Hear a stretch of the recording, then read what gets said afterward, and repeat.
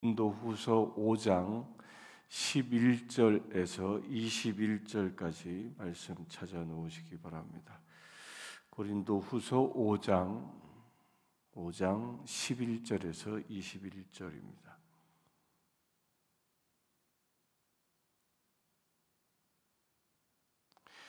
(11절부터) 먼저 봅니다. 우리는 주의 두려우심을 알므로 사람들을 권면하거니와 우리가 하나님 앞에 알려졌으니 또 너희의 양심에도 알려지기를 바라노라.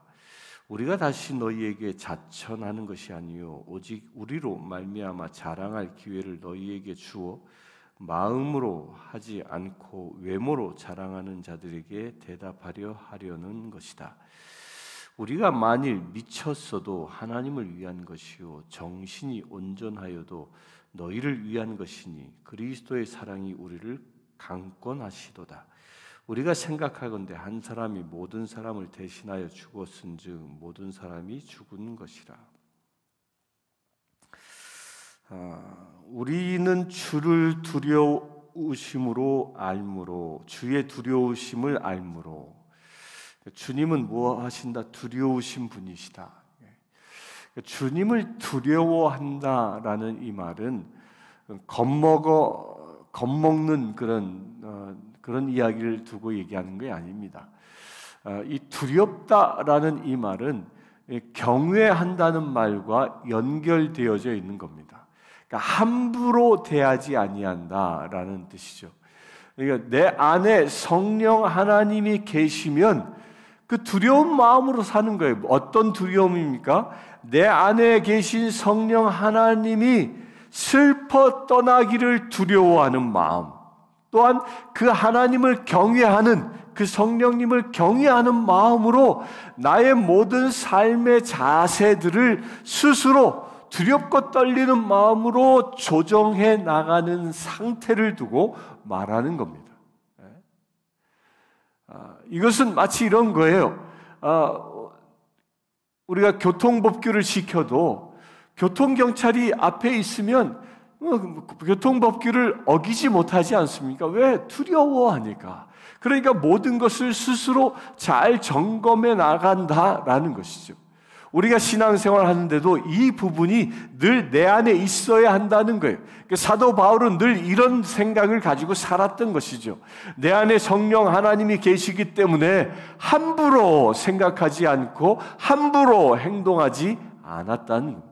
두렵고 떨리는 마음으로 늘 하나님 앞에 선 그런 마음 자세로 매일을 살았다는 것입니다. 여러분들도 그렇게 살 수 있게 되길 바랍니다. 여러분들이 먹고 마시고 행동하고 생각하는 그 모든 것들을 하기 이전에 지금 나와 성령 하나님이 함께 하신다. 저 보좌에서 하나님이 나를 지금 지켜보신다. 라는 이런 믿음이 내 안에 있어야 한다. 그럴 때 우리는 두려운 마음으로 나를 살피며 죄 가운데 빠지지 않고 정결한 삶을 살아갈 수 있는 것입니다. 또 우리가 다시 너희에게 자천하는 것이 아니요 오직 우리로 말미암아 자랑할 기회를 너희에게 주어 마음으로 하지 않고 외모로 자랑하는 자들에게 대답하려 하는 것이라. 또한 바울은 자기 자신을 자천하지 않았다라는 말은 고린도 교인들에게 나는 사도요 라고 스스로 자천하지 않고 사람들에게 그렇게 자천하지 않는다라는 이 말이 뭘 얘기하는 거냐면 나 스스로는 나 자신을 내세우진 않지만 나의 복음을 들은 너희를 통하여 자랑할 기회를, 우리로 말미암아 자랑할 기회란 말이 뭐예요? 내가 너희에게 전해진 복음을 통해서 그 복음을 자랑할 기회를 너희에게 주겠다는 거예요. 곧 너희에게 복음을 전한 나 자신이 너희들의 입술을 통하여 자랑스러운 존재가 되기를 원한다는 겁니다. 이것은 훌륭한 스승을 만났을 때 그 스승 앞에 교육을 받은 사람이 그 스승을 자랑하는 것과 마찬가지인 거죠. 여러분들에게도 그와 같은 일이 일어나길 바랍니다. 여러분들이 말하는 말과 언행을 통하여 그 언행을 보고 들은 사람들이 여러분들을 통하여 그 사람들이 변화되어져 그 누군가가 변화되어진 그 누군가가 여러분들이 자랑거리 되어질 수 있게 되길 바랍니다.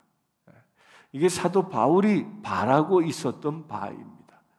나 스스로 자랑하는 게 아니라 복음을 들은 자가 복음을 전해준 사람을 자랑할 수 있는 이런 관계가 우리 성도들 간의 관계임을 말합니다. 그래서 우리 성도들은요, 서로가 서로를 자랑할 수 있어야 합니다. 내가 나를 자랑하는 게 아니라 우리 교회에 모이면 상대를 서로 자랑할 수 있는 그런 관계, 그렇게 서로 영향력을 주고받을 수 있는 관계가 우리 성도들 간의 관계라는 겁니다. 부흥하는 교회의 특징을 한국의 교회 성장학자들이 찾아보았는데 그 중에 하나가 뭐냐면 성도들이 교회를 자랑하고 성도들이 또한 그 목사님을 자랑하고 또한 성도들끼리 서로가 서로를 자랑해 주는 누구에게? 세상 사람들에게. 그렇게 서로가 서로를 자랑하는 교회가 부흥하는 교회가 된다는 것입니다. 우리 교회도 그렇게 될 수 있게 되길 바랍니다. 우리가 성도가 성도끼리를 바라보면 허물을 보는 게 아니라 그 아름다움을 보고 자랑할 수 있게 되길 축원합니다. 13절 우리가 만일 미쳤어도 하나님을 위한 것이요 정신이 온전하여도 너희를 위한 것이니 그리스도의 사랑이 우리를 강권하시는도다. 우리가 생각하건대 한 사람이 모든 사람을 대신하여 죽었은즉 모든 사람이 죽은 것이라. 그가 모든 사람을 대신하여 죽으심은 살아있는 자들로 하여금 다시는 그들 자신을 위하여 살지 않고 오직 그들을 대신하여 죽었다가 다시 살아나신 이를 위하여 살게 하려 함이라. 우리가 미쳤다. 누구를 위하여? 하나님을 위하여 미쳤다. 여기서 미쳤다라는 것은 자기의 모든 생각을 내려놓았다라는 것입니다.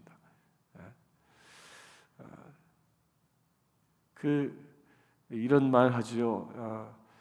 실력이 동등한 사람들이 무언가 경쟁을 할 때 의무감으로 하는 삶과 즐거움으로 즐기면서 일하는 사람이 서로 경쟁하면 누가 이긴다고요? 즐기며 일하는 사람이 이기게 되어져 있습니다. 그런데 이 즐기며 일하는 사람을 이길 수 있는 또 다른 사람이 있습니다. 그게 누구냐? 미쳐서 일하는 사람. 미쳐서 일하는 사람은요, 어느 누구도 감당할 수가 없는 겁니다. 우리가 하나님께 미칠 수 있게 되길 바랍니다. 이게 바로 미치는 거예요. 세상 사람들은요, 잘못 미쳐서 문제입니다.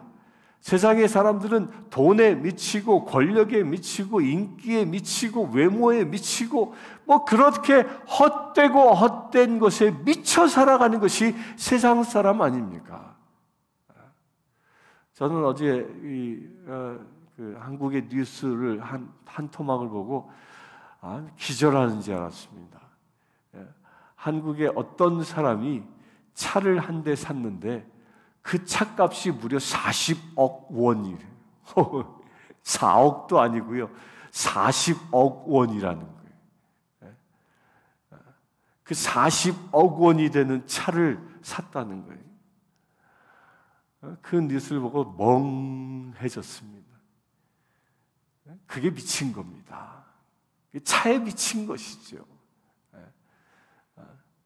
그 40억 원짜리 차를 타고 내 목적지를 가는 거나 1,000만 원짜리 차를 타고 목적지를 가는 거나 도착하는 건 똑같은 거지. 세상에 자기를 뽐내려고 하는 것 그 외에 무엇이 있겠습니까? 세상에 미쳐버리면 그렇게 되는 거예요. 헛되고 헛된 것에 그렇게 버려버리게 되는 것이죠.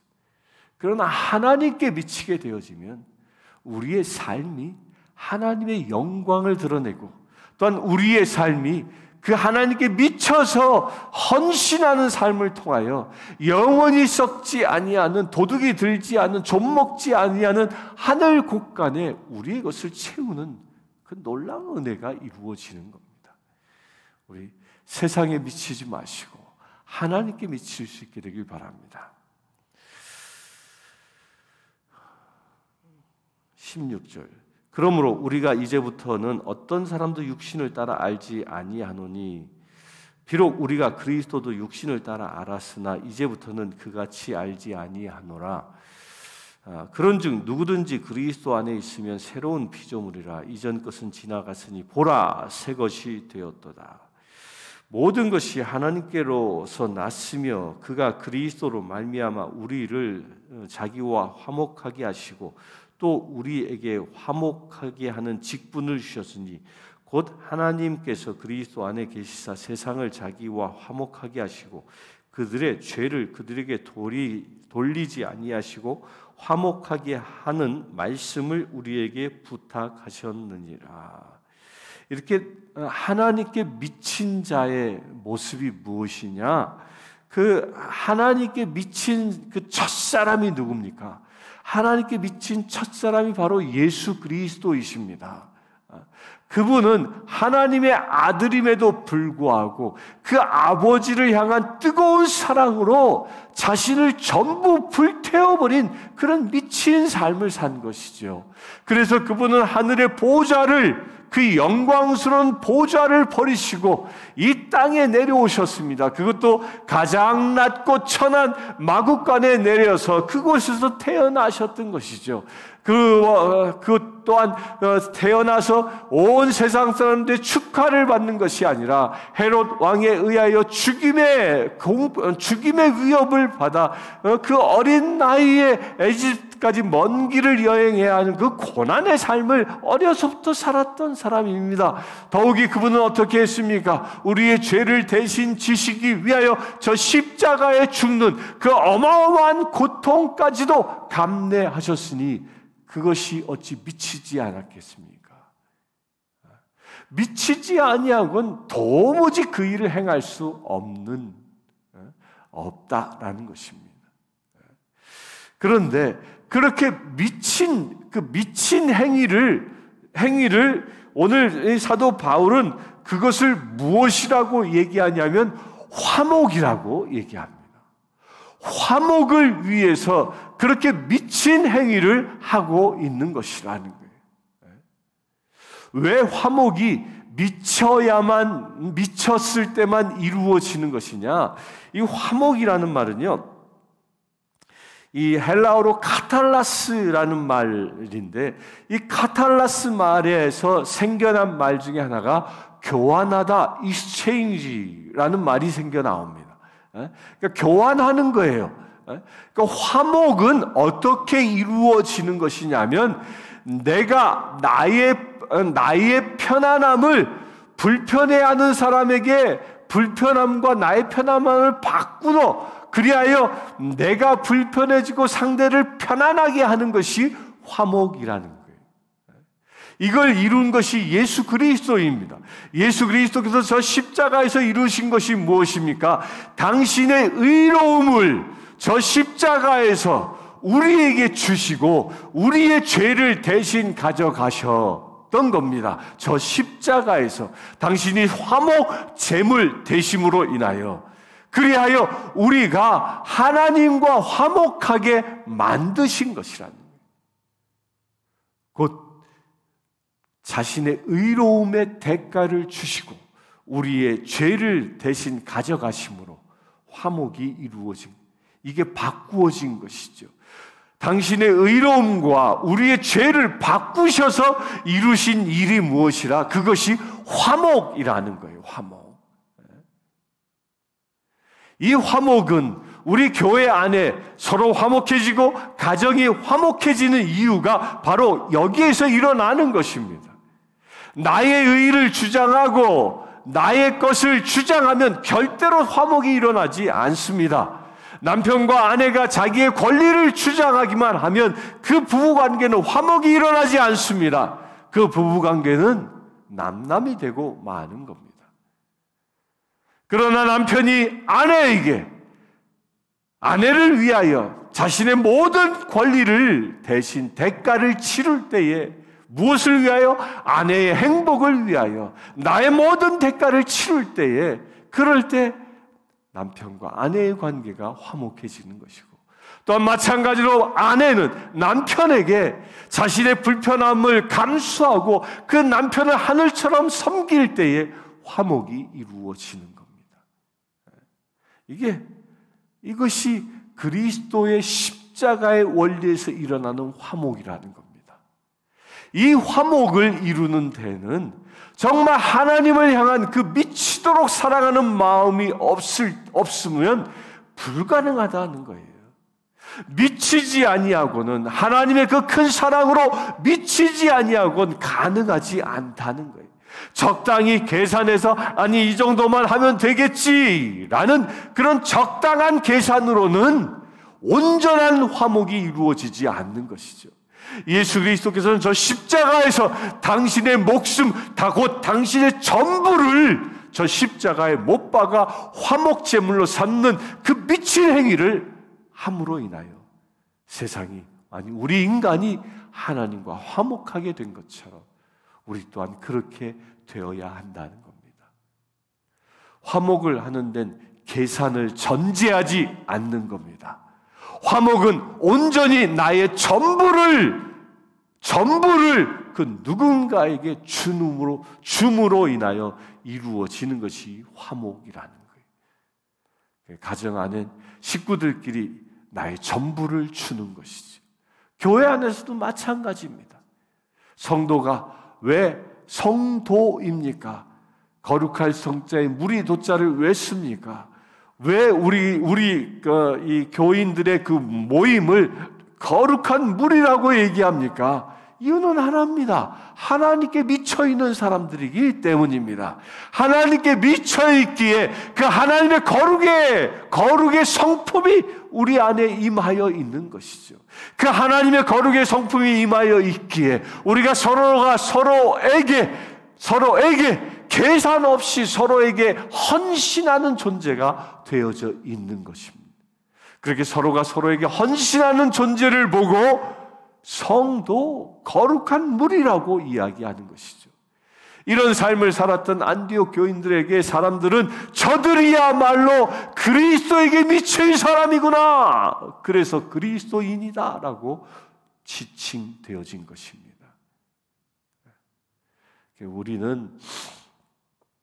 우리 이 새벽을 깨우시는 사랑하는 성도님들, 여러분들은요, 왜 이 피곤한 몸을 이끌고 그 새벽을 깨우며 기도하겠습니까? 이유는 하나입니다. 여러분들은 예수님에게 미쳤기 때문입니다. 아멘이십니까? 예수님에게 미쳤기 때문에 저 예수님이 가신 그 길을 우리도 따라가는 것이죠. 예수님께서 저 화목제물 되셔서 당신의 전부를 십자가에 못 박으신 것처럼 우리도 화목제물로 세상을 화목케 하는 자로 나의 모든 것을 내놓는 그런 존재가 저와 여러분들이라는 것입니다. 세상 사람들은 give and take입니다. 그런데 give and take를 할 때 무엇입니까? 동등한 가치를 주고받는. 그러나 우리 그리스도인들은 절대적으로 손해보는 give and take를 하는 것이죠. 나의 가장 좋은 것을 주어 상대를 섬기는 것, 그가 비록 나에게 가장 악한 것을 줄지라도 섬길 수 있는 것, 이게 그리스도인인 것입니다.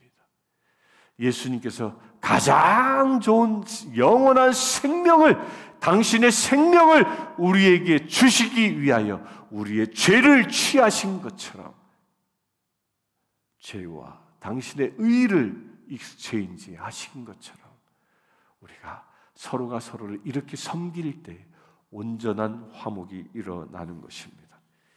20절, 21절 봅니다. 그러므로 우리가 그리스도를 사신이 되어 하나님이 우리를 통하여 너희를 권면하시는 것 같이 그리스도를 대신하여 간청하노니 너희는 하나님과 화목하라. 우리가 그리스도를 대신하여 사신이 되어 곧 우리 바울의 일행들이죠. 그 일행들이 어떻게 살았다고요? 그리스도를 대신해서 살았다. 그 대신해서 살아서 하나님과 화목하게 한 것처럼 너희도 서로 하나님과 화목하라. 21절 하나님이 죄를 알지도 못하신 이를 우리를 대신하여 죄로 삼으신 것은 우리로 하여금 그 안에서 하나님의 의가 되게 하려 함이라. 하나님은 예수 그리스도는 죄를 알지 못하는 거룩하신 분인데 그 거룩한 대가를 지불하여 우리의 죄를 대신 가져가셨다라는 겁니다. 그로 인해서 우리가 어떻게 하나님의 의로운 자 되어졌다는 겁니다. 사랑하는 성도님들, 여러분들이 그렇게 하나님의 의로운 자 되어진 것처럼 여러분들을 통하여 예수 그리스도의 의가 나타날 수 있게 되길 축원합니다. 함께 기도하겠습니다. 주 아버지 하나님, 예수 그리스도께서 화목제물 되심을 우리가 보았습니다. 우리 또한 이 시간 화목제물 되어지기를 원합니다. 예수님처럼 저 십자가에서 나를 못 박아 세상을 살리는 자 되어지기를 원합니다. 주님, 그 대가를 치르기에 아주 기쁜 마음으로 치를 수 있는 우리 되길 원합니다. 세상의 것에 미쳐 살아가는 자가 아니라 오직 하나님께 미쳐 살음으로 인하여 하나님 앞에 화목제물 되어지는 거룩한 우리의 삶이 되게 하여 주시옵소서. 우리 주 예수 그리스도의 이름으로 기도드리옵나이다. 아멘. 지금 우리 주 예수 그리스도의 은혜와 하나님의 크신 사랑과 성령님의 감화감동 교통 치유하심이 이 시간 예배하는 주의 사랑하는 모든 지체들 위해 지금부터 영원토록 함께 하실지어다. 아멘.